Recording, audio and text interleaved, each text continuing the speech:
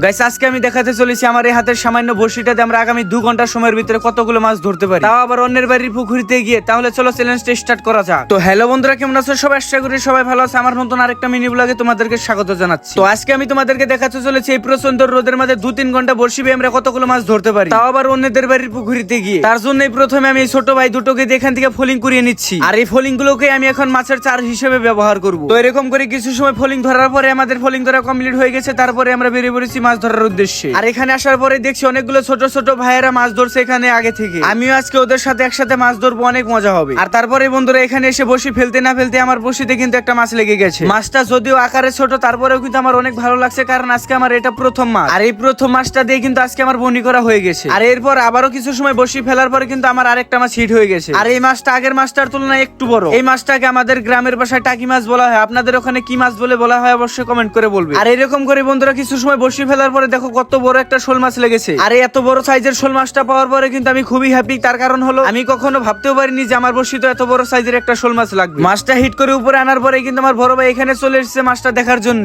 আর তারপরে ওর ব্যাগের ভিতর থেকে আরেকটা শোল মাছ বের করে এটার সঙ্গে মাপ করছে। আসলে কার মাছটা বড় আমি কখনো ভাবিনি যে ও আমার আগে থেকে একটা শোল মাছ মেরে বসে আছে। আর হ্যাঁ, আজকে কিন্তু আমরা দুই ভাই এই মাছগুলো মারতে পেরে অনেক হ্যাপি। তারপরে ওখানে কিছু সময় মাছ ধরে আমরা আরেকটা লোকেশনে চলে এসেছি। আর এখান থেকে ওরা এই প্রচন্ড রোদের মাঝে কিন্তু আরো এগিয়ে যাচ্ছে মাছ ধরার জন্য, আর আমি এখানে বসে রয়েছি। আর তার কারণ হলো এখন কিন্তু প্রচন্ড রোদ, কারণ এখন হচ্ছে দুপুর বেলা। আর এই দুপুর বেলার রোদের মাঝখানেও কিন্তু আমি মাছ ধরে তোমাদেরকে ভিডিও করে দেখাচ্ছি। তো বন্ধুরা, আমি তোমাদের জন্য এত কষ্ট করে ভিডিওগুলো তৈরি করি, তারপরেও কিন্তু তোমরা সাপোর্ট করো না। আজকের এই ভিডিওটা যদি ভালো লাগে অবশ্যই একটা করে লাইক করে ভিডিওটাকে শেয়ার করে দিবে। আর ভিডিওটা কার কাছে কেমন লেগেছে অবশ্যই কমেন্ট করে বলবে। আর হ্যাঁ বন্ধুরা, আমি কিন্তু 2 থেকে 3 ঘন্টা মাছ ধরার পরে মাত্র এতগুলো মাছ পেয়েছি।